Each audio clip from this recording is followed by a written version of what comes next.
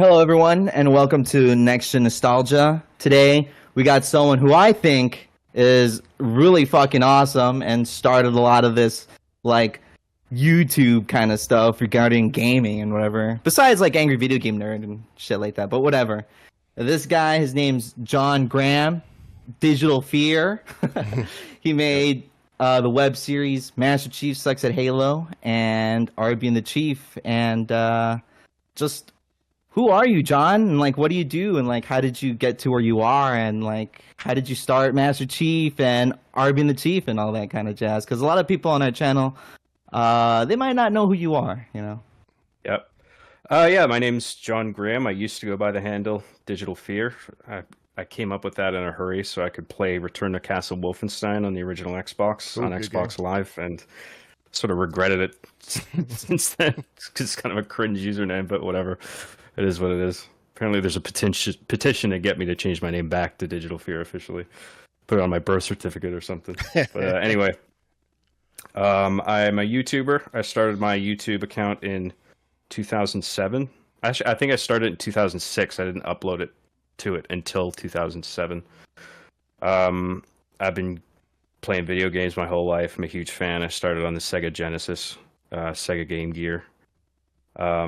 Was a huge Halo fan. Got an Xbox for Halo. Loved it, but I didn't have Xbox Live, and so I was psyched for Halo 2 coming out, which was it wasn't the first game to come out for Xbox Live, but it was like the killer app for Xbox Live once it became like a popular service. So I was waiting for that, and I was a big fan of that. And I played that, and I got immersed in the culture.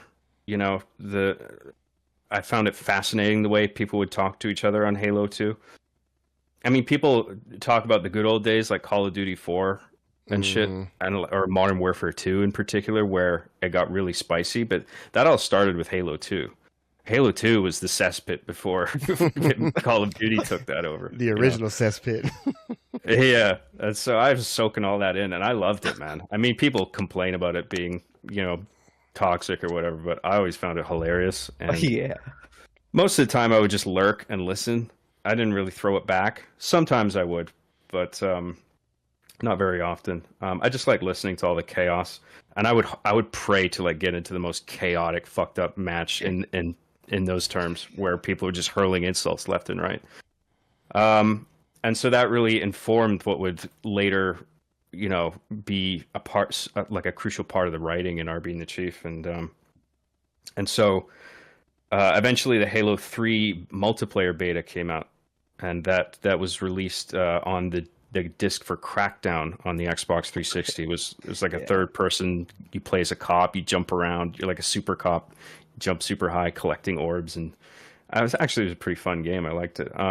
But yeah, it came with the Halo 3 beta access on it. And then all the toxicity from Halo 2 just shifted over to the Halo 3 beta, and that was hilarious. And it was around that time that I had a Master Chief figurine. I think I got it for my birthday. It was like the Joyride, like 9-inch Master Chief figure. I can't remember if it's 9, actually. I can't remember, but it's taller than most toys. And if a controller fit in its lap perfectly, where like the feet would like operate the triggers, You'd be like on the fucking Yeah. you'd be on the joysticks and stuff. Right, yeah. And around the same time, I was since I was like 10 or something, I was a heavy computer user. Like I grew up Windows 95 and 98, 2000 XP. And I was on XP around that time, and it had the text-to-speech function with Microsoft Sam, Microsoft Mike, which were the voices of Chief and Arbiter in my show, respectively. And I was just, like kids do, I was dicking around with that and making it say bad words and like penis and shit like that. Yeah, whatever, man. And then I just put 2 and 2 together one day. I was just like, what if the figure spoke with this voice, and he played the Halo 3 beta, and I thought there was an amusing thing there with like they're both being Microsoft properties. You know, the fact that it was Halo, and then I was using Microsoft text to speech to voice them. And then I was dabbling. I mean, I'd always dabbled since I was a kid in like video production and editing, just stupid little movies. And you know, I had a YouTube account now, and people were uploading stuff to the platform. And YouTube was still in its infancy at that time, but I thought it was fascinating, the kind of stuff people were uploading, just little home movies and stuff. And it's just like, I could do something like that. Sort of, if I took this figurine and I did like a satire on what it's like to play online console gaming, because I mean. Crazy online matches and toxicity was already a thing, obviously, beforehand with PC gaming. But I think with console gaming in particular, the market opened up to a lot of normies, so to speak. You know? All the filthy casuals, yeah. Right, yeah, exactly. And so that it sort of accelerated the toxicity of the discourse to a degree, I think. And I just thought I think a lot of studios and developers and publishers were turning a blind eye to what it was actually like. And I wanted to make a show that just exposed just exactly how toxic and funny it was. And and take the Master Chief character and sort of turn him on its head, you know, because in the game he's this like stoic character. And if I just make him this sort of pathetic, angry, frustrated, rude, just all the negativity, like just an amalgam of all the negativity you experience online in one character, and make him talk in leet speak, which is from the early 90s. Sort of it's not exactly like leet speak. Leet speak is a little more complicated, where you're using like the numbers characters, and stuff. Yeah, to spell out every letter in like a weird way. Mine is sort of like the way I write Chief's dialogue, it's sort of a half-assed leet speak, a lot of misspellings deliberately. Subtitles, there's typos in the subtitles. That's sort of a gag in itself. It's like extra layer of gags. And so I made Master Chief Sucks at Halo. That was my first upload to YouTube, and that sort of kicked off everything. It got millions of views, and you know, it was really unexpected. I had not foreseen that kind of success for it, but I guess it just ticked a lot of boxes in regard to like what people were looking for. It was I think new for the time, like to have like a gaming show written satirically in live action using toys, speaking with robot voices. Like there was a lot of like, I think, interesting ingredients there, and it just caught on and went surprisingly viral, considering this was when, you know, not only YouTube, but social media in general was in its infancy. You know, you didn't have like Twitter and shit. And so, yeah, really, it was really successful. And I made another one, not because I was making any money, because this was before YouTube had a monetization program, like their partner program, as they call it. There weren't like ads. I mean, they were generating ads for them on the corporate end, but the users weren't getting anything at the time. You did it for free? Oh my god! Yeah, yeah, I know, right? For the love of the game. Unheard of these days. Everybody wants that something for work. Yeah, which I understand. But I think that's probably why they were so awesome, though, because like you were doing it because you like loved Halo and shit like that. So that's probably why they're like still talked about to this day, honestly. Yeah, I loved Halo. I loved games. I loved filmmaking. I loved editing. I loved the creative process of it. Writing was really fun. It wasn't work for me. So I was just like, hell yeah, I'll make another one if people like it. And then I made Master Chief Sucks at Halo 2, where he plays Halo 2. And that caught on and did really well. And then that's between Master Chief Sucks at Halo 2 and Halo 3, I was contacted by Machinima.com. I was in college at the time.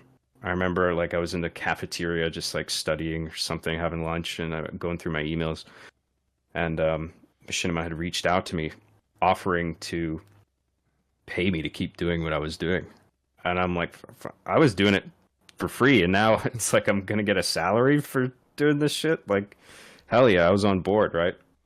And this is before Machinima became this notorious force, you know, that ultimately you know, Imploded. and, Yeah. Imploded, exploded, however you want to look at it. And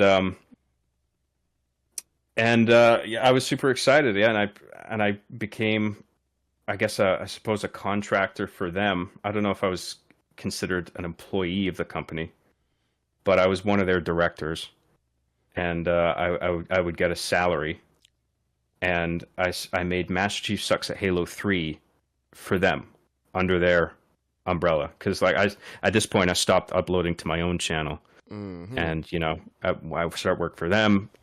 All my videos get uploaded to them, and then they put it in their programming queue and whatever. And so Master Chief Sucks at Halo 3 debuted on their platform, and it performed really well. Got a lot of views. I think so much so that they had to revise my contract, because the initial contract I was on, I think this is actually why I eventually got moved over onto a salary, because at first I was getting paid like $5 per 1,000 views or something like that. It was some kind of model like that, X amount per X views. And I was getting so many fucking views that they were just like, oh shit. Like, We weren't expecting this. Yeah. So they had to rework my contract. And I mean, fortunately, they included a clause in the contract that said either party can revoke it at any time. So lucky for them, I guess. Otherwise, I'd fucking own the company and maybe still be around. So yeah, and so Master Chief Sucks at Halo 3 did really well. Sorry if I'm going on too long, but I figure if this is No, good, yeah, right? it's cool. To Yeah. lay out No, the whole you're doing backstory. great. 'Cause... All right, cool. So Master Chief Sucks at Halo 3 did really well, and it came time to think about turning it into a series, you know, like a long-term thing, because Machinima, obviously, they wanted more, right? And so I was like, okay, if I'm going to turn this into a series, I've got to think about this more long-term, flesh it out a little bit, and add another character to act as a foil to Chief. And that sort of sometimes lets me get away with some of the raunchier humor, you know, to have another character there who's more rational to go, dude, that's not cool. If you have a guy that says, dude, that's not cool, you can get away with a lot in terms of comedic writing. He's our arbiter. Yeah. So yeah, I got an Arbiter figurine, and you know, it was a perfect duo, Master Chief and the Arbiter, right? And I got the same. It's from the same manufacturer of figurines, Joyride Studios, same height. And I had it talk with the Microsoft Mike voice, because, you know, it was there in XP already. I had Microsoft Sam, and Microsoft Mike was sort of the partner voice in the Windows XP software. And it just all fit together so well, you know. It all came together really nicely, and then I developed Arby and the Chief as a series, and I put the pilot out, and that did really well. And then I put the second episode out. And as early as the first episode, I had gotten the attention of Bungie Studios. Bungie, obviously, doesn't work on Halo anymore.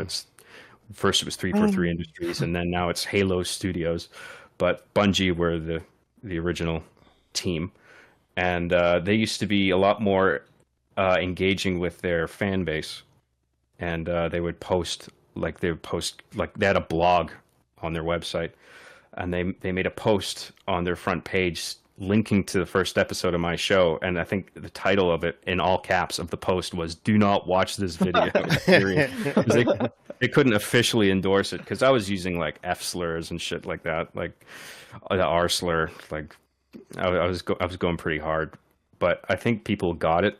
Like they understood what I was doing, because I was just portraying the online console gaming experience for what it was, you know, and making fun of it. Yeah, people understood like internet back then. Nowadays, if you made that, they'd be like, "What the fuck is this guy serious?" Like, what? Like everyone, it's crazy how like probably like 15 years, like everyone just fucking stopped understanding the internet, I guess. Yeah, I mean, I still get comments now where it's just like, "Oh, we can't say that anymore." Yep. And I'm like, yeah, that is true in some cases, but a lot of it is just based on context. You know, if you get the context right, people understand, then it's not really a problem. So Yeah, Arby and the Chief, that was doing really well, and I kept making more and more seasons of that. And I could go into more detail, but I'm wondering maybe if I've rambled on too long, and I'm wondering if maybe you guys have any questions about what I've said so far. You're doing good. I actually wanted to just let you know something. I showed Advanced Boss here a clip from one of your older episodes, probably in season one, just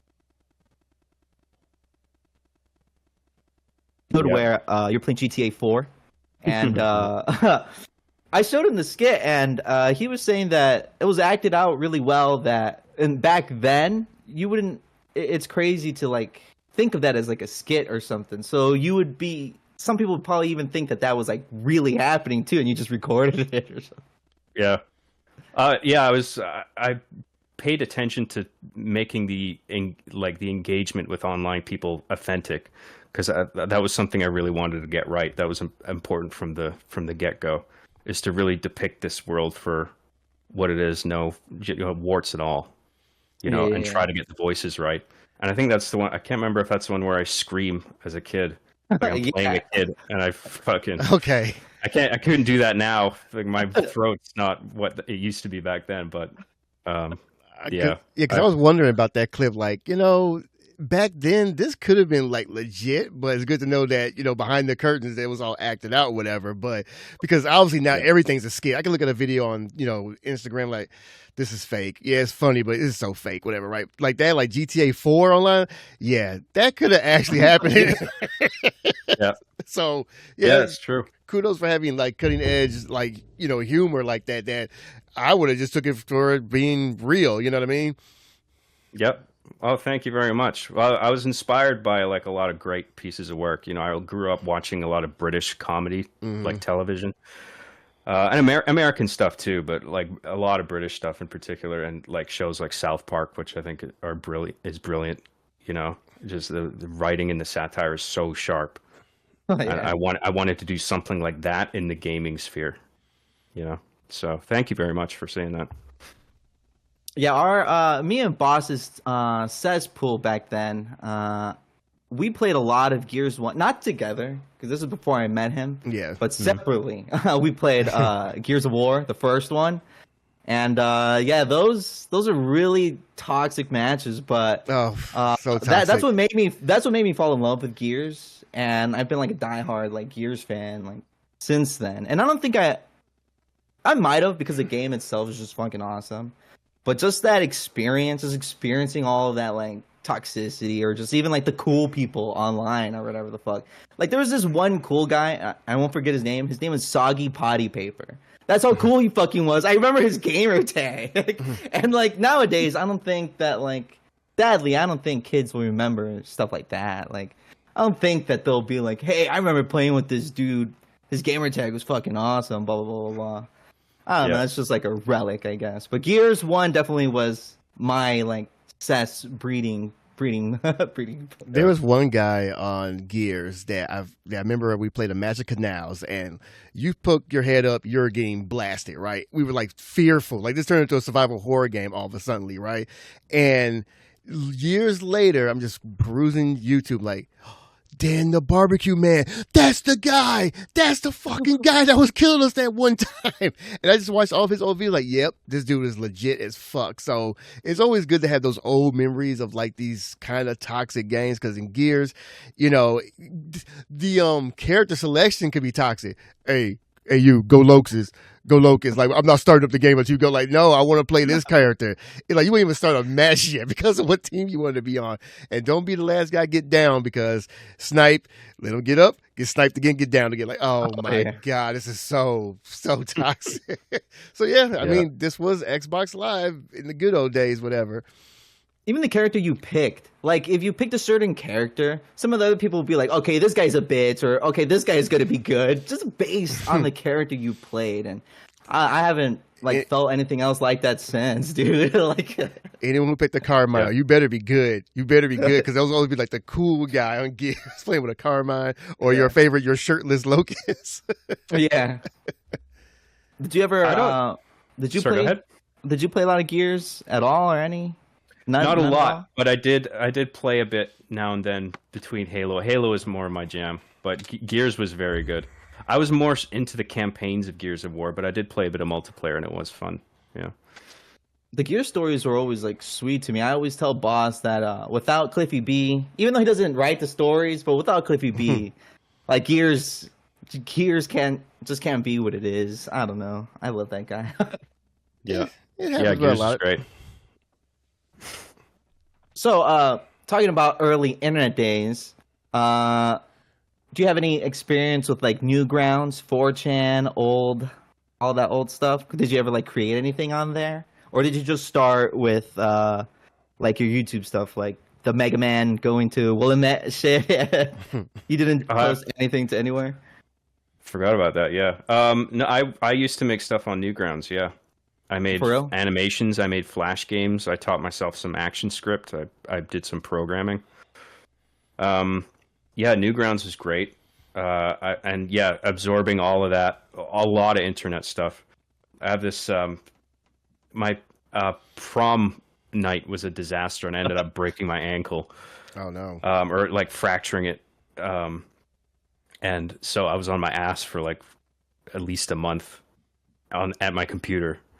And I was just like soaking in internet culture in a way that I never had before, where I was finding shit like Newgrounds and YTMND and shit that was considered more underground at the time, like 4chan and stuff. And just trying to get a handle on like, because there's a lot of fucked up shit on 4chan, and I was trying to understand. What did it mean, like, right? What did it all mean? I was really trying to understand like what drives a person to like write the kind of shit that you find on 4chan. And Yes, I say that every day when Reject brings up this 4chan post. Like, why do you hang out here? Can we? as sort of horrifying as it was, I found it truly fascinating. It was one of the many things that inspired me to write a show about internet culture. You know, because the whole thing with console gaming, and I don't think manufacturers and publishers and developers really knew what they were manifesting by bringing services like Xbox Live into the fray, where you are taking a highly competitive environment where nobody is face to face. Everybody is behind a TV and a console, In a headset, and you yep. put a hot mic in front of every one of them. And they're constantly winning and losing and getting dopamine and whatever the fuck's going on in their brain. And they're getting fucking frustrated when they lose. And they just say shit. And then, you know, everyone hears that. And it's way more elevated in terms of like hostility than you would get in real life. Because in real life, you have the threat of somebody punching you out if they don't like what Of course. they hear you say, right? On the internet, So it's everyone's just like an NPC, like just random voices just talking. Like these people aren't even real. Right. So I was fascinated by the disconnect there, where the publishers could not foresee this coming because they don't really understand how human beings work. You give humans en masse and technology like this, shit's gonna hit the fan, and they're gonna say wild shit, you know, because it's funny and there's no penalty. At least there wasn't back then. Nowadays, you can get banned, and you know they use AI systems to predict what you're gonna say. Yeah. But yeah, I was just, that disconnect fascinated me, where like these publishers were like out of touch with the way people really behaved in an environment like that. And that was Arby and the Chief. I wanted it to be about that, to sort of bridge the gap, you know, to help people understand what was driving people in the online space to say all this crazy shit.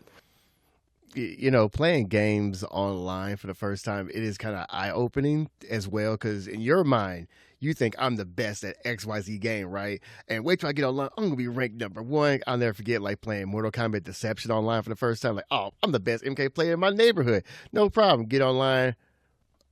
What just happened? I just, like, wait, okay, maybe that's a fluke. Get online again, the next match, you get your ass worked worse than the first time. Like, and then the third time, you're going to say, hey, fuck you. You're going to say something.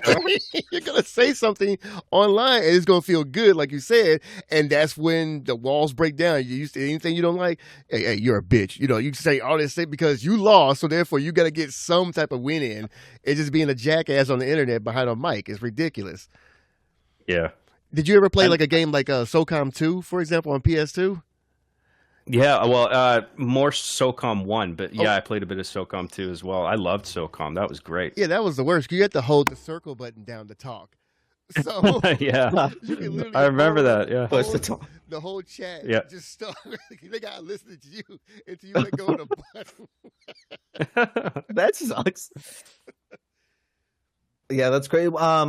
Yeah, around like 2004 or 5, all that early internet stuff, that's how like I even embraced the internet. I was probably like in 2005, I think I was 10, 9 and 10, and Newgrounds, 4chan and all that stuff, that's like where I first started even going to like the internet and everything.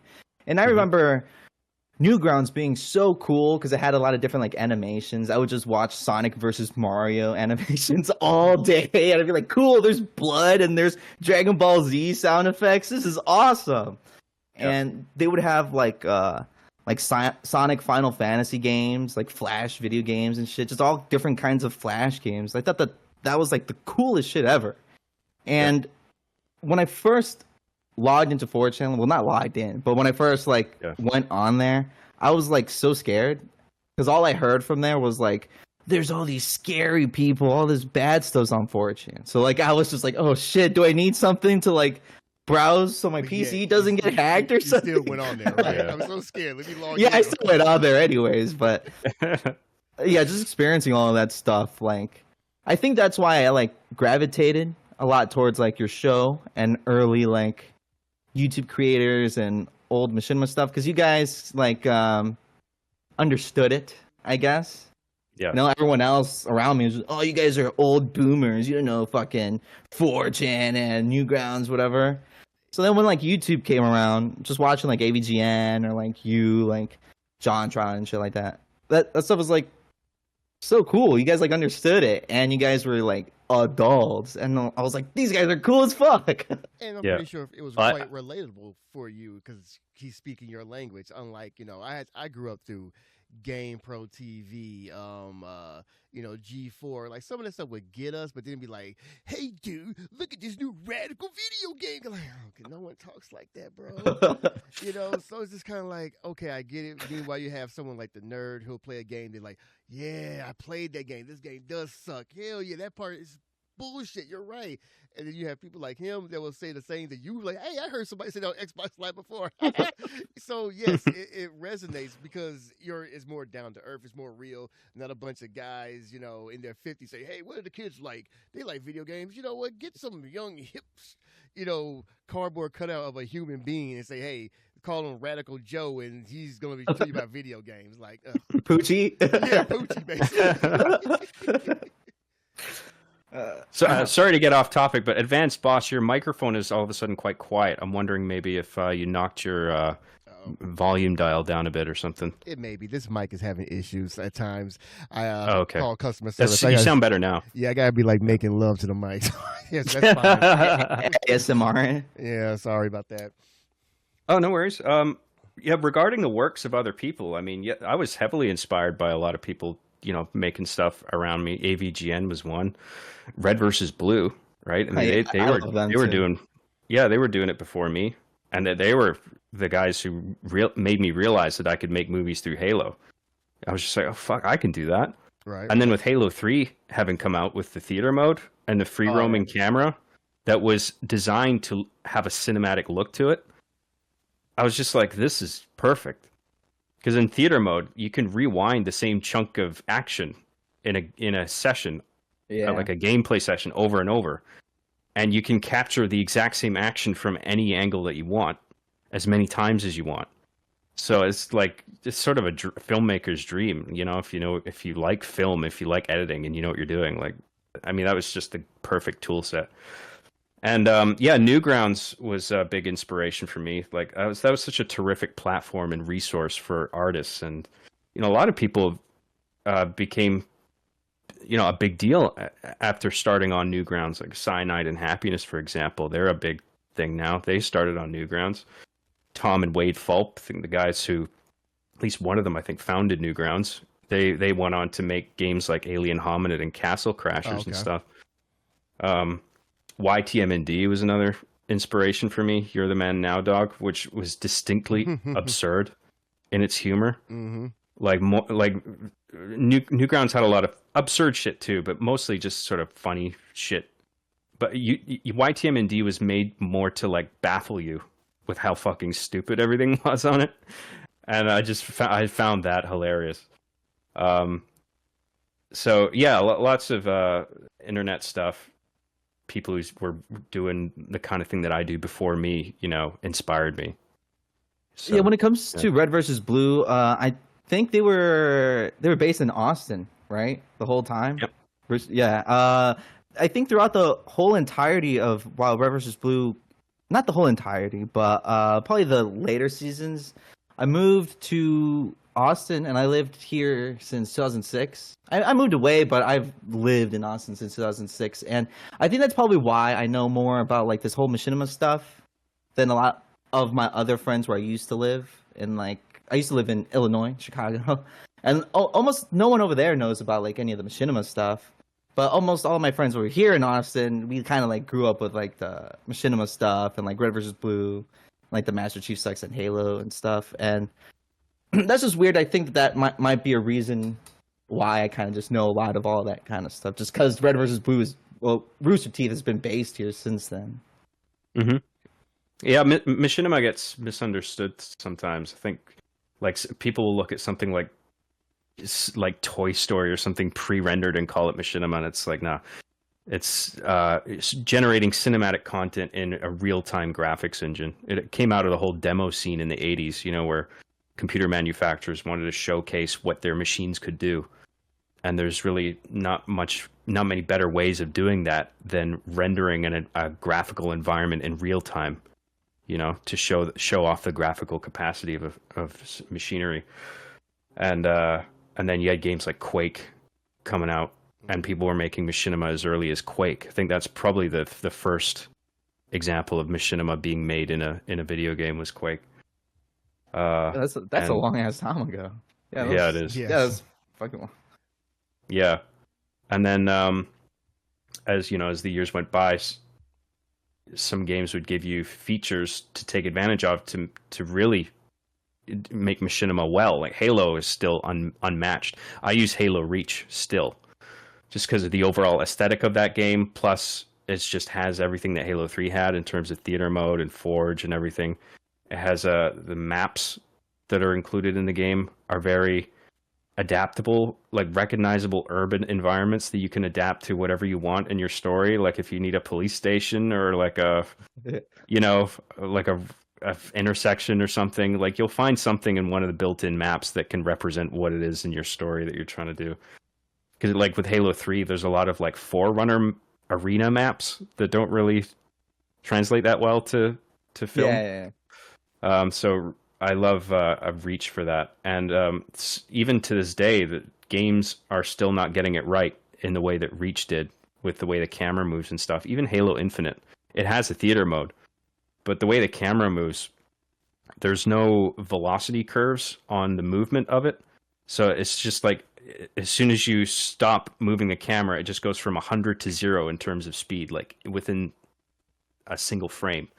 Whereas in Halo 3 and Halo Reach, the camera moved like it was on a dolly. Mm-hmm. And if you stopped the camera, it would do this subtle sort of elastic sort of move. And you could punch the right stick in and it would be like you're switching lenses of the camera on the fly. They really paid attention to make the free roam camera in Halo behave like a real camera would. And some people might see that as too small a detail to pay attention to, but that to me that's massive. Yeah, and not just Halo Infinite, but most games that offer some kind of free roaming camera mode or like a photo mode, they just don't get it right like the Halo games did. Halo 3 and Reach in particular.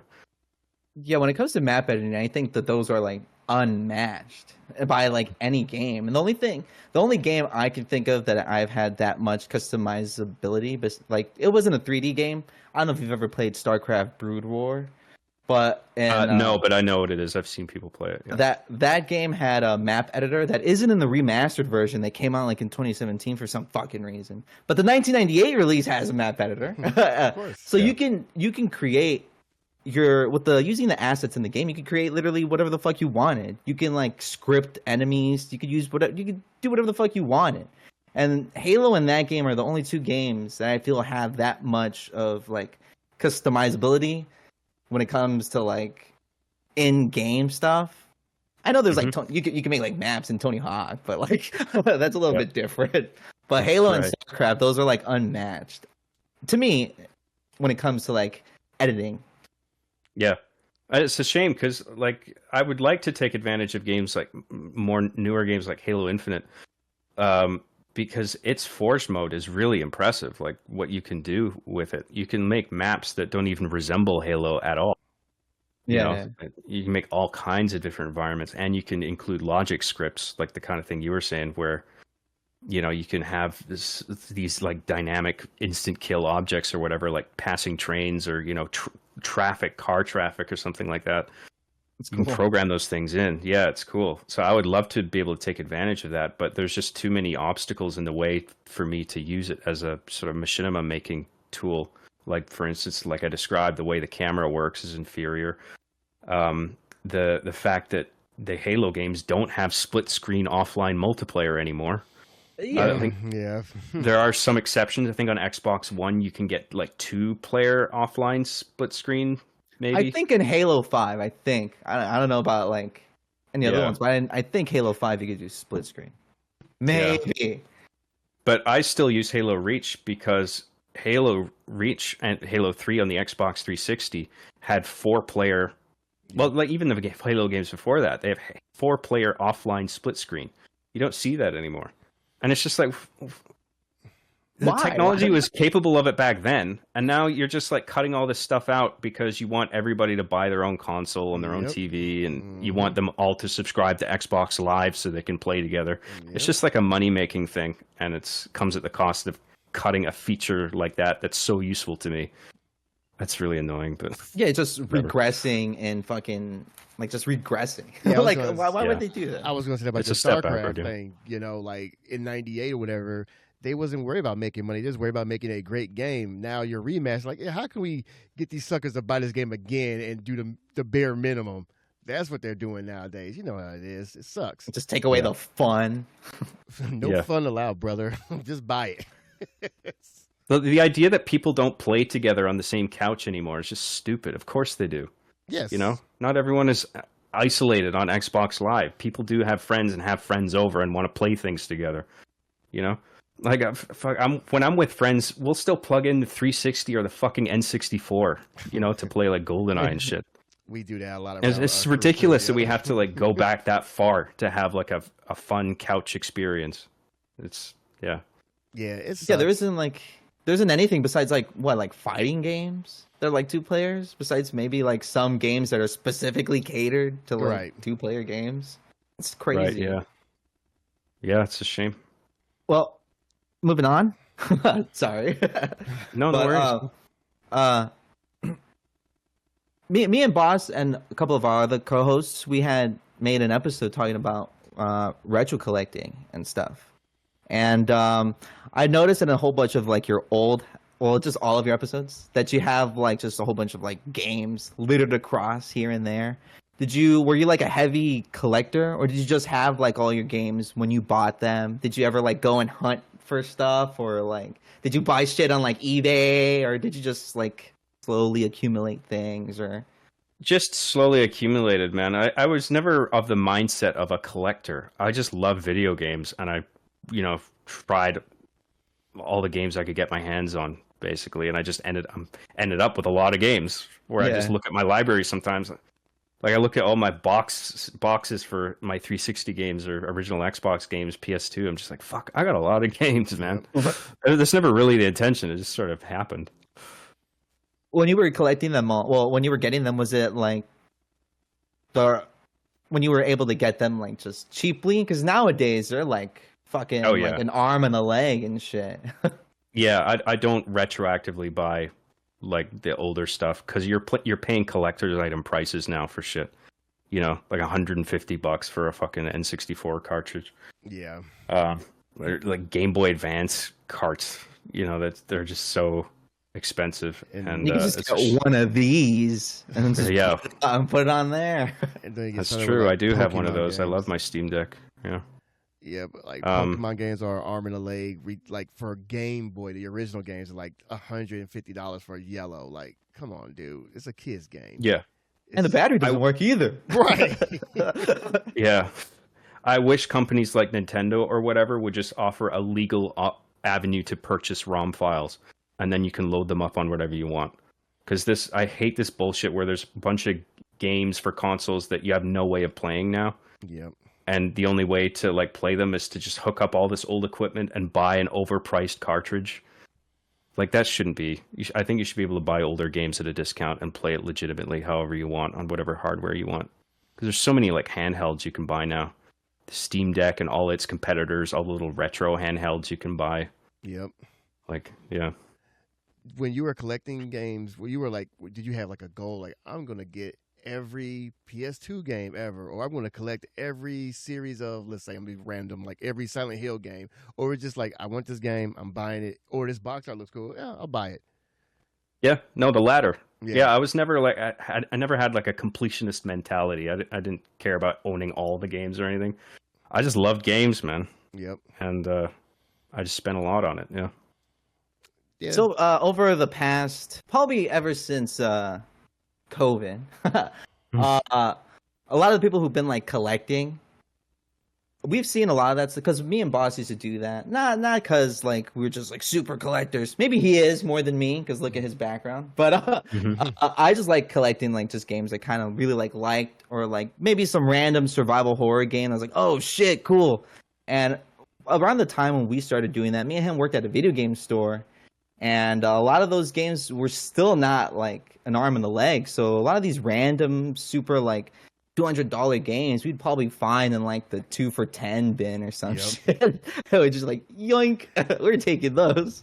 Yeah, cool. But over the last year, I think, well, past 4 years, I think Boss has been disillusioned and just completely stopped even wanting to buy anything.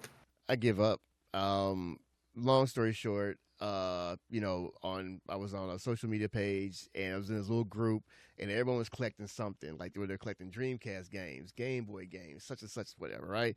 So I said, maybe I'll collect GameCube games, right? You know, that's an underrated system. Like I had a GameCube, but there's so many games I didn't play.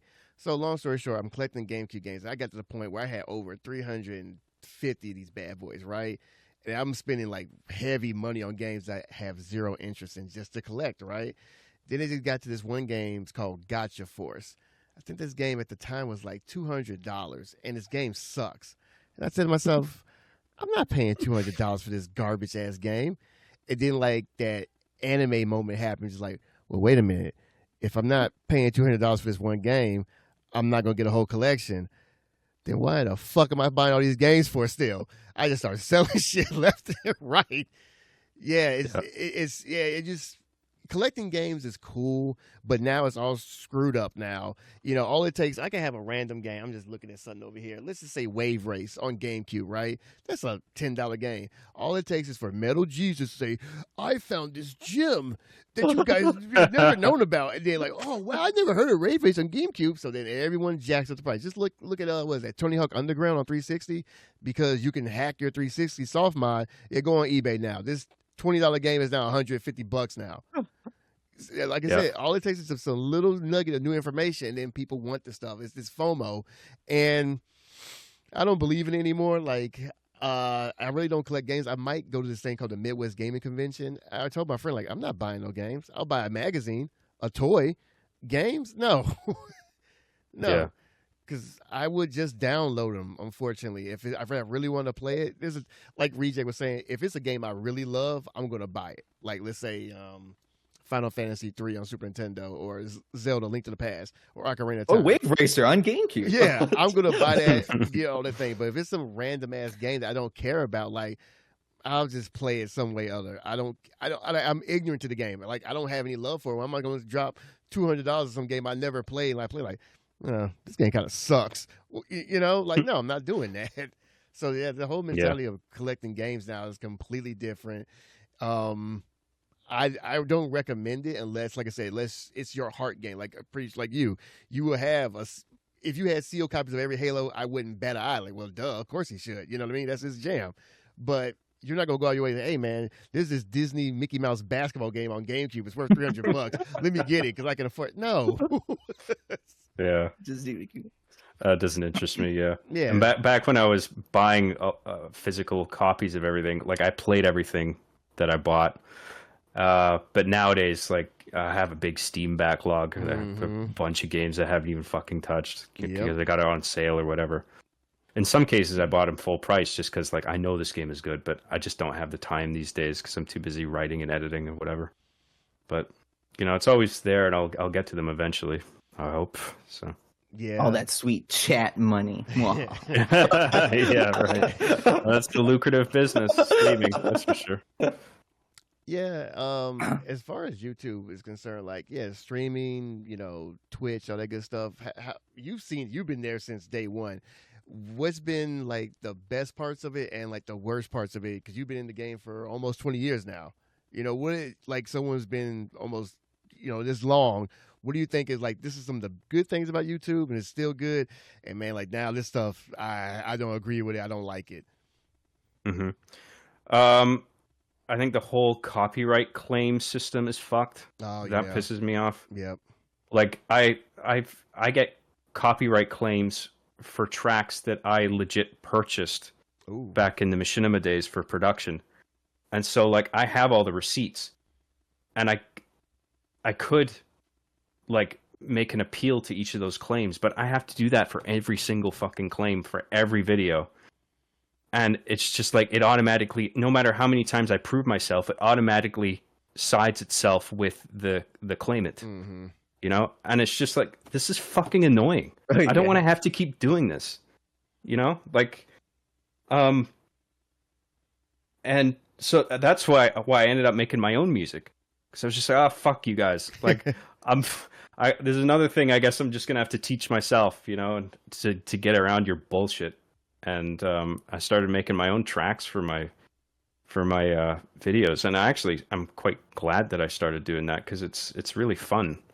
It's a really fun thing, music production. Other things regarding YouTube, maybe this isn't a problem with YouTube specifically, but just the sort of the political correctness being more and more of an issue as time went on, and stuff getting removed from YouTube and for content. And I was always for a long time I was it bothered me the way I had written the show, and looking back on it 10 years later, it's just like people are like gonna think this is like offensive or whatever, and maybe I'll get in trouble. But I mean, I got over that. Now I'm just like, whatever. The show is what it is. I stand by it. I stand by my work. I think the context was right. But I was always worried like YouTube might take my stuff down because it was deemed loosely defined as hate speech or something like that. I was always kind of worried about that. But it hasn't been a problem yet. I thought it might be years ago, but years went by, and the worst that's ever happened is that I've had my videos retroactively age restricted, so like users have to sign in to watch it and prove their age, which I mean I don't think that's a huge deal. At least people can watch it if they just if they care enough about the show and they create an account, which isn't difficult, like a free account, right? They can watch it, and then it's not really an obstacle. It kind of bugged me, but it's not a big deal.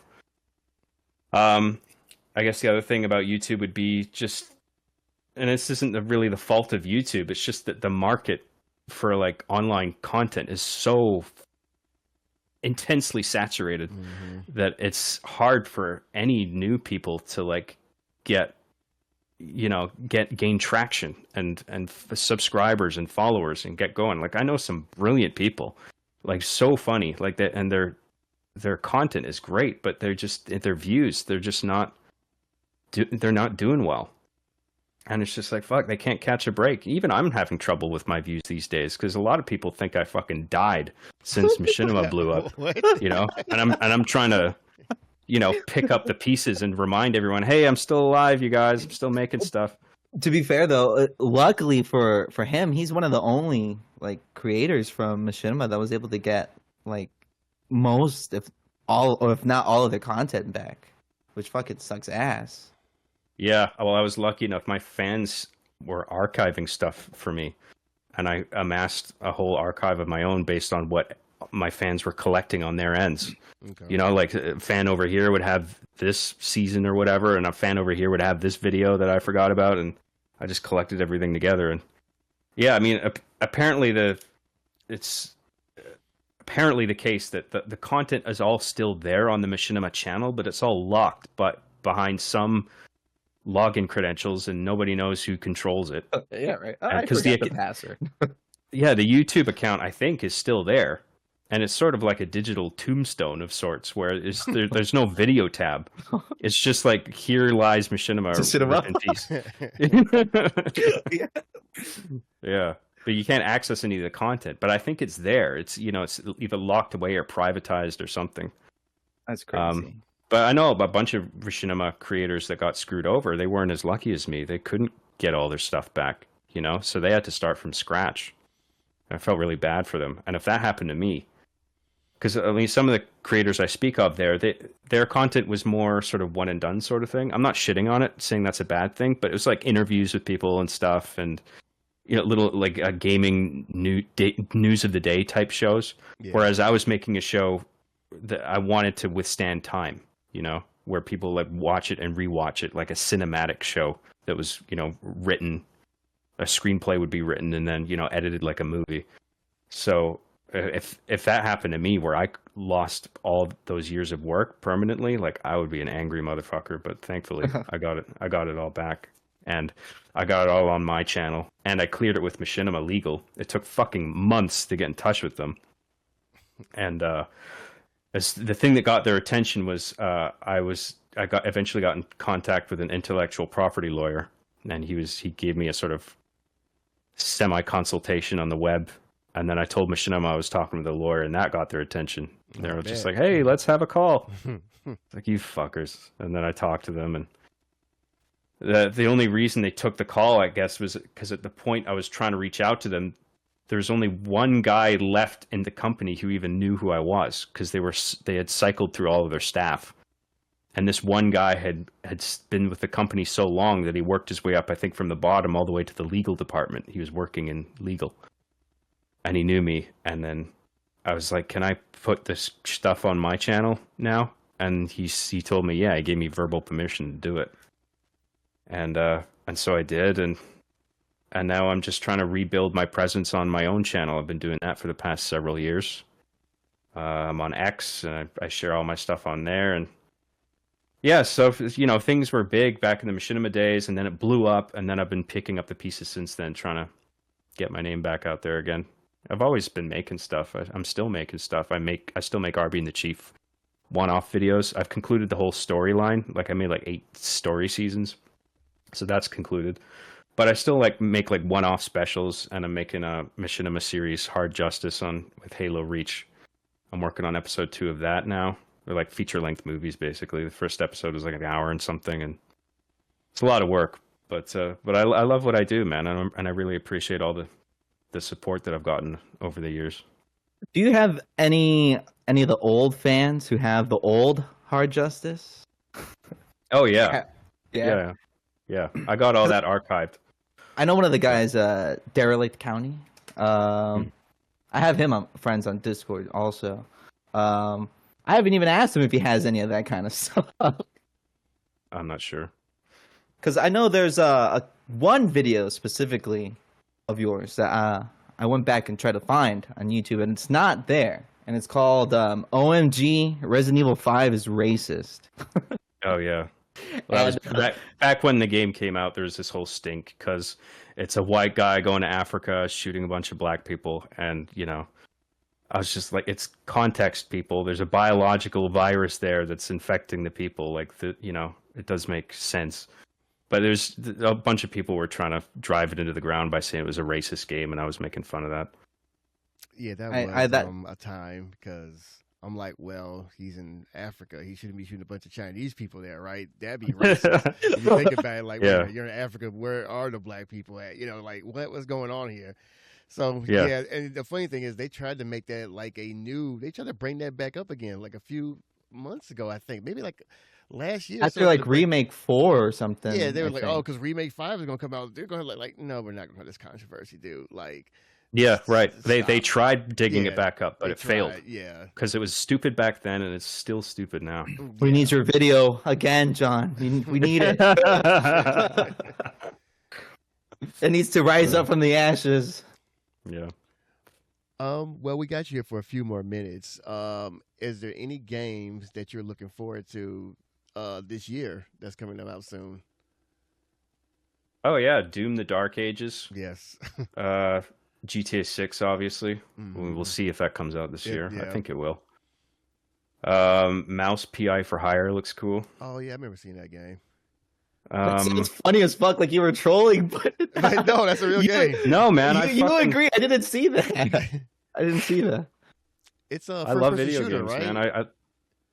Sorry, what was that? It's a first-person shooter, right? That mouse game, like in the It vein is, of, yeah, like, a with that sort of 19 it does this Cuphead thing, Yeah. where it's like that early century art style. Right. Yeah. But it sort of plays like Doom in a Mhm. way, where like all the enemies are like bitmaps that are coming at you, if you know what I mean. Yeah. Where you look at them from any angle and they're They're always always facing you, kind of thing. facing Yeah. That sounds cool, actually. Damn. It does look really cool. Yeah, I love that whole that cartoon aesthetic, that early century style. It's great to look at. Yeah, I think Doom: The Dark Ages is on like everyone's like cannot wait. Everything is getting pushed to the side. I'm playing this game, game right there, So yeah, I'm definitely looking forward to that one. And GTA 6. Well, yeah, that's you talk about the world's gonna lose productivity for 24 hours. Yeah. With that The whole game. week. Looking back on all your videos, is there any video that you look like, yeah, I may have went too far with that one? Looking back, or is it like, yeah, whatever? For the most part, it's whatever, because I was always quite careful with like using offensive words and jokes to make sure people understand that I wasn't just using them frivolously. Right. Or for sometimes it was simply for shock value. Like a sudden F slur, unexpected, can be funny sometimes, I think. But even that has to be in some kind of context where you realize like Chief's just he's mad about this thing, and that's what's motivating him to say it. There are a few times in jokes where I'm like, I probably could have worded that a little better, but for the most part, nah, it is what it is, and I stand by it. I think it's fine. Let's see. I mean, You're still.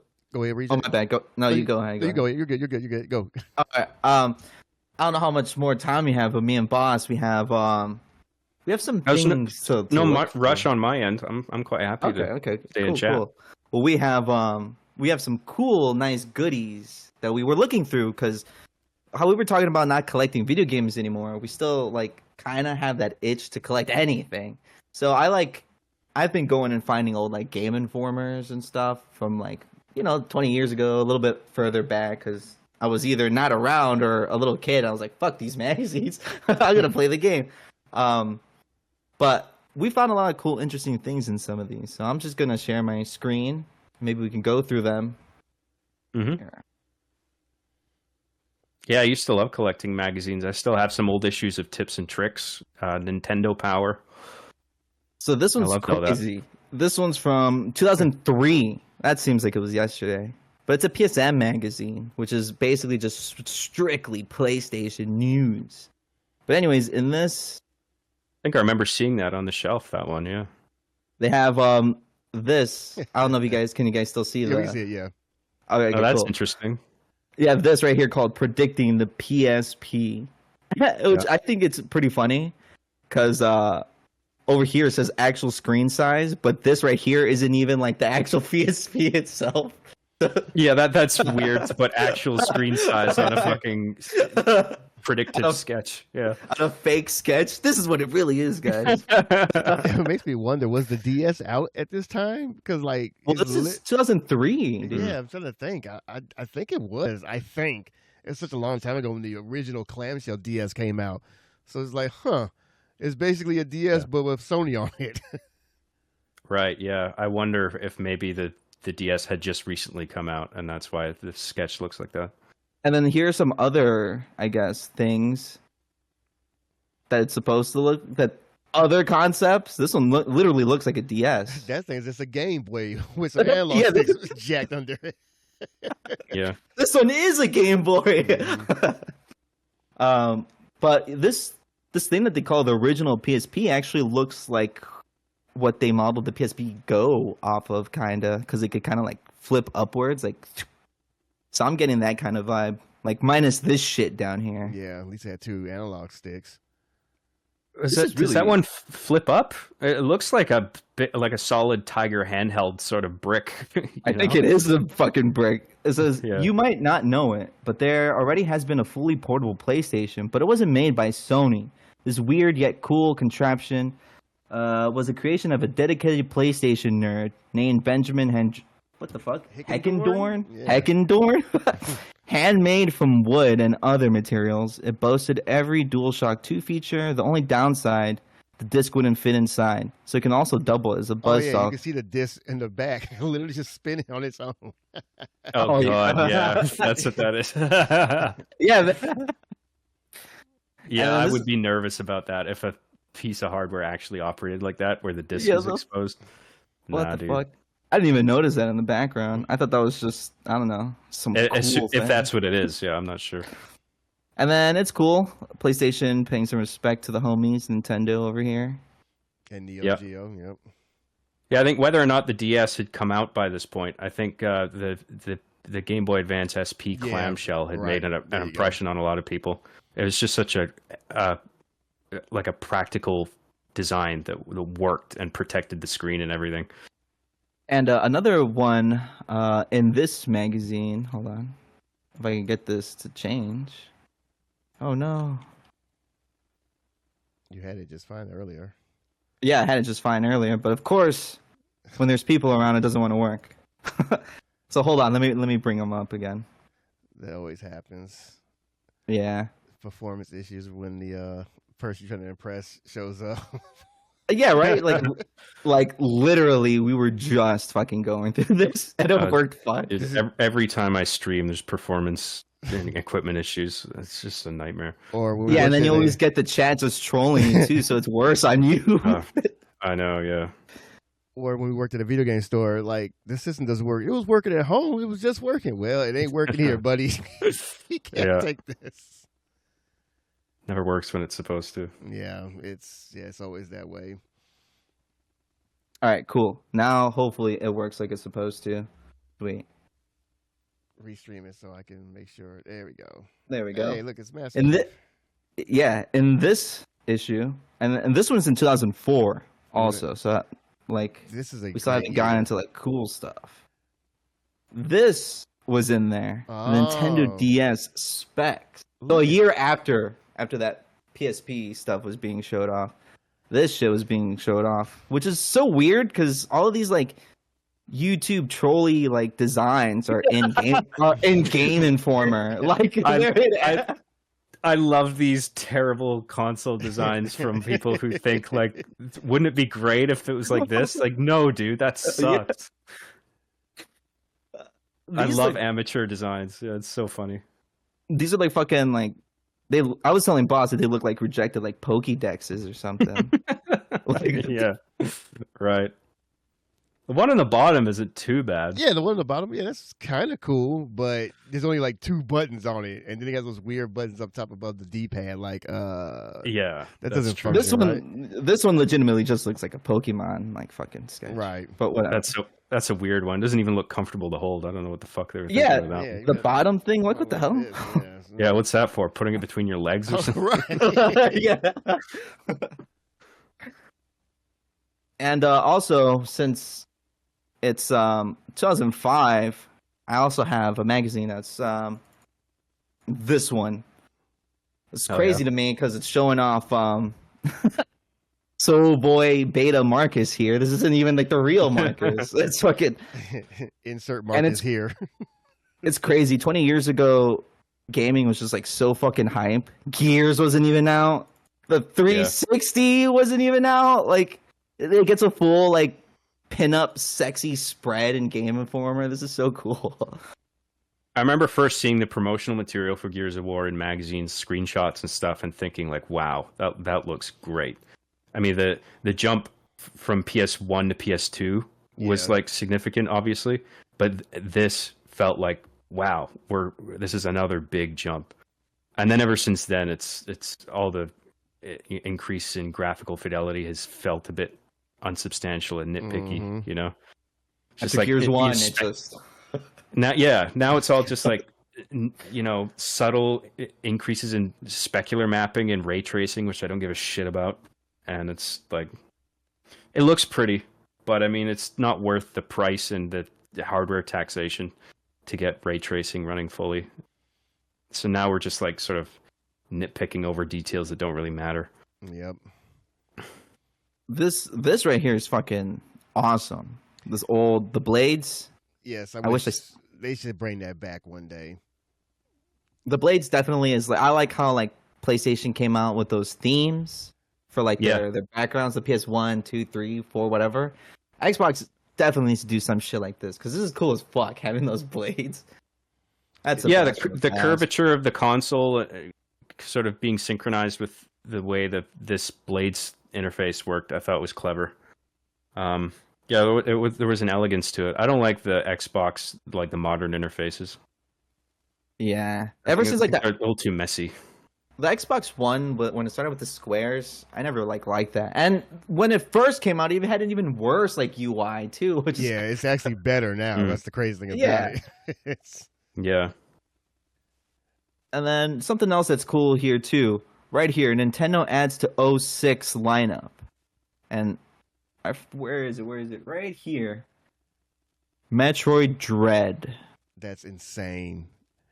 06 Metroid Dread. Didn't that game come out like 2 years ago finally? Right. Like a Switch, yeah. It was like a placeholder name or something. Or that's really weird to think about if they had that name the whole time. And it was always going to be a 2D Metroid game too at that. It was, so yeah, that's insane that it took that long to finally come out. Yeah. And then I was telling Boss also right here that just recently a lot of people were like complaining online or whatever the fuck when Wukong came out. I'm like, oh no, China's invading the gaming industry. But according to Game Informer, they've been in the gaming industry for 20 years. Right, yeah. And zoom in on this real quick. According to the games made in China, hold on, this is a game I actually like. PSYOPs was made from China. Oh, that game is goated, bro. And Phantasy Star. Ubisoft, Shenmue Online. Ooh, Pandora Tomorrow's made from China. So yeah, man, they've been here all along, brother. They've been here all along. I don't remember Shenmue Online ever coming to fruition, but the original Shenmue is great. And PSYOPs, I agree, that was a great game. Yeah, Shenmue Online. Yeah, there is no Shenmue Online. That's no, I think it was something China planning, only. Oh. Oh, okay. Yeah, only. Oh, yeah, it was. It is. I was just trolling. And it's scheduled to only come out in China for the PC. Right. Sounds like we need to find a YouTube video of some gameplay. Yeah, right. But yeah, 2005. It's like goated year for games, man. Like, well, Resident Evil 5, Resident Evil 4, not 5. Resident Evil 4 came out in 2005. What the fuck else came out in 2005? A lot, but I would say I can't think of anything. From my perspective, I would say like the console gaming plateaued in the 360 era. Mm-hmm. I think it peaked with the generation prior with PS2, GameCube, and Xbox. That was my favorite personally. 360 era was good, but I just remember it losing a bunch of the magic that it once had. I think part of it was when I was getting older and, I was finishing school and I had to get a job and go to college and shit. So I had a lot on my mind. But I think also the consoles just felt jankier when they came out. Like like it felt like everything before was built to last. But then when the 360 came out, you had the high failure rate. Oh yeah. You know, the red ring of death was a thing. If you picked it up and shook it, everything just felt sort of loose and rattly a little bit. Where it's just like, is this thing gonna last? Like PS3 had its own high failure rate. I don't think it was quite as high as the Xbox 360s, but it was still notable. And yeah, at that point, it felt like it was still good, but it's like it feels like we're kind of on the decline now. And I think we have been on a decline since then. I mean, I don't really give a shit about console gaming these days, except when it comes to Nintendo. I'll probably get a Switch 2 when it comes out, but Good man. Xbox Series X, PS5, I don't think they're worth it. Yeah, it's a lot of that's a lot of fucking money for that shit. Like I got the digital Xbox, the new one, only because it was probably like $200, and I was like, it'll fucking do like streaming and all that shit. That's all I really wanted it for, and I could play Sonic Unleashed backwards compatibly at the time, and that was the only way you could play it for a while. But now that that's on PC, this literally is just like a paperweight now. Sadly, Yeah, It's a shame. when it comes to consoles, like I have a Series X, a Series S. I recently just got my PS5. I bought one used from a friend of mine. I've had it for now 2 weeks. Ain't turned it on. So it's like I primarily do play on my PC more often than anything. I definitely use my Xbox a lot as well, but I do, unless these rumors that the next Xbox is going to have some type of collaboration with Steam. I don't really see myself buying a PlayStation 6. That's not going to happen. Or the next Xbox, because I have an Xbox. It's my PC right here under my damn desk, And like you said, I'll get a Switch too, obviously. We're going to live stream. I'll be live streaming that direct on Wednesday. So that's one thing I'm looking forward to, because until Nintendo decides to put their games on PC, well, legally, you got to play on the console, whatever, So whatever. But we're at an era now where I think, to me, crossplay is way more important than anything these days, because there are going to be friends or families that don't want to buy a PC, they don't understand it, they just want to sit on their couch and play their game. Great. Give me the option to play with them still. That's all I would ask for. That's all we want, And once you do that, it'll be best. It's the best thing for gamers, because, yeah, this walled garden stuff is just getting old now. And I'm saying, and obviously you've been playing on PC way longer than I have. You've probably seen games that console gamers have never seen or never heard of before. And like StarCraft, I think, was on Nintendo 64. And obviously we are long past that point now when it comes to a StarCraft game on a console at that point. So yeah, it's just, I don't know. Like, there's certain things I do like about consoles, but the gap is getting smaller and smaller by the year, basically. Yeah.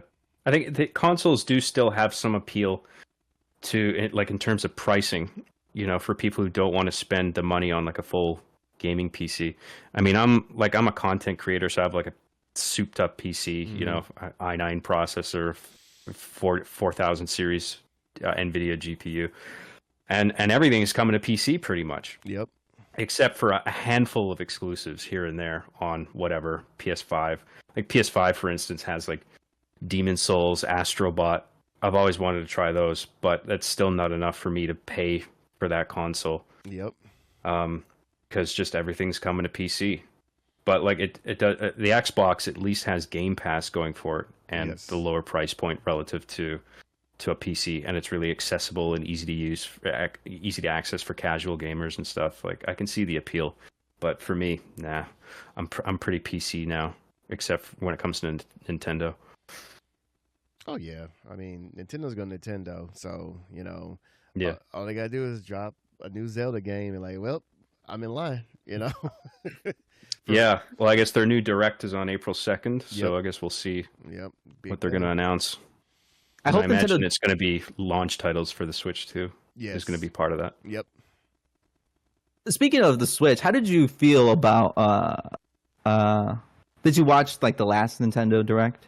I did, yeah. How did you feel about some of the games that were announced? How did you feel about Metroid? Metroid Prime 4 looks good. Yeah. I've been looking forward to that for a while, and from what I've seen so far, the incorporation of psychic abilities, I think, is a new thing for Metroid that I haven't seen before. Nintendo's always been good with that, like introducing new interesting mechanics into their first party titles.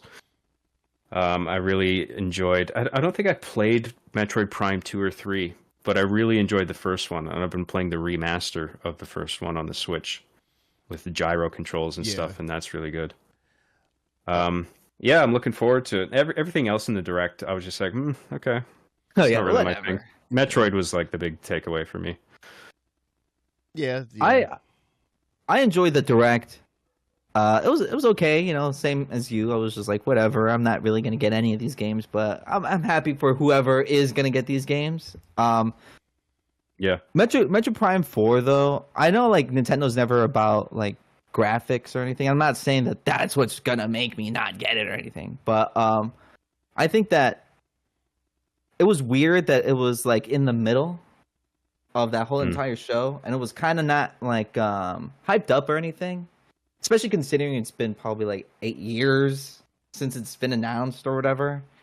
I kind of was expecting them to do like a everything goes quiet, and then like Metroid comes out like just randomly like at the end or something. Like you think we forgot about Metroid, and maybe it was just like kind of like a little teaser thing. Maybe they might do like a dual release like Breath of the Wild with the whole Wii U Switch. That's my thing. Yeah. But and they wanted to show more during the next one. But I am happy for the new Metroid, but I'm not as hype as I thought I would have been from what I saw during that Direct.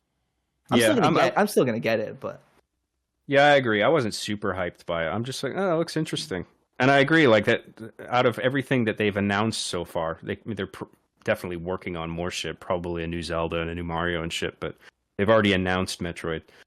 And out of what they've announced, Metroid does seem to be their big chungus thing right now. And so you would think that they would save the best for last, right? So there was an interesting structure to the Direct. I think the last thing that they showed was that Tamagotchi thing. Yeah, Tamagotchi life. Something with Nintendo Mii's or something. That's what it kind of looked like. It was a really bizarre thing to end it off. But there's a big community that was like losing their shit for it though, you know. Really? Yeah, it's one of those things, if you know, I guess. So because it was on the 3DS. It used to be a pretty cheap game. Then some YouTubers got a hold of it during COVID. It's like $110 game now. So it's one of those things like, yeah, people have been dying for this as a sequel on the Switch, whatever. So it is a fun game. Like it's not a bad game. It's just really weird to like just end it on. Yeah, Tamagotchi. Yeah. Well, what can you do? Well, I'm looking forward to their new Direct. Oh yeah, definitely. That'll be really interesting to see. Well, definitely keep an eye on that as well, and among other things. But we don't want to hold you too long. And we maybe do this again one time after maybe a new Halo game comes out, whatever. But I definitely want to appreciate you being on the show and taking time with us. We're a little small channel, whatnot, but you have a huge fan down there in Reject. So I'm more happy for him than anybody right now, quite frankly. Well, I'm happy to come on. It's no problem, really. Thank you for the invitation. It was a nice conversation. Oh yeah, no doubt. Dude, it was awesome. It was awesome talking to you. It's good to know just a little bit more how your brain works besides just having some parasocial relationship with you on fucking YouTube chat. And it's a mess. You don't want to know how this brain works. Yeah. I'll do my best. Yeah, it's just really cool just to like finally interact with you, just talk to you, you know. I thought it was pretty sweet, and like you have a good vibe, you know, with I guess with this channel. We're kind of on the same wavelength when it comes to like games and like all that kind of shit. And I'm excited for a lot of the other machinima you do. You know, I always get excited for all of your holiday Arby the Chief one-offs. Oh yeah. It comes to like November, and I'm like, sweet, the Halloween episode's gonna come up. Yeah, it's fucking the next year, and like, sweet, the Christmas episode's gonna come out. I know, dude. Yeah. And then just watching you for this long, just enjoying basically almost all your content for this whole year. I don't think you've ever you know, quality goes, you know, not everyone's perfect, but you're great in having like high quality work in almost 8 seasons, fucking close to 20 years of you writing shit, which is fucking crazy. Because some of the only people I can think of is probably like the Always Sunny people. Right. It's Always Sunny from Philadelphia. Not even Like the Simpsons can do that long, right? yeah, not even the Yeah, yeah. Simpsons can. And that's crazy. I think that's cool. It was awesome talking to you, dude. Well, thank you Yeah. very much. Yeah, I mean, it is. I did feel that pressure a lot to constantly deliver and meet people's expectations, but you know, it really helps to enjoy the work, and I do.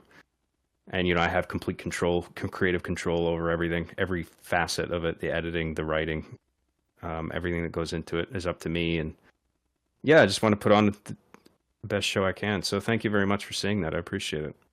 No problem, man. And Not a problem. yeah, if you want to come back, you're always welcome here. Yep, thanks a lot for taking the time, man. And later, guys. All right. All right. Thanks a lot for the conversation, guys. Appreciate it. It was a pleasure. All right. Have a good one. Take care.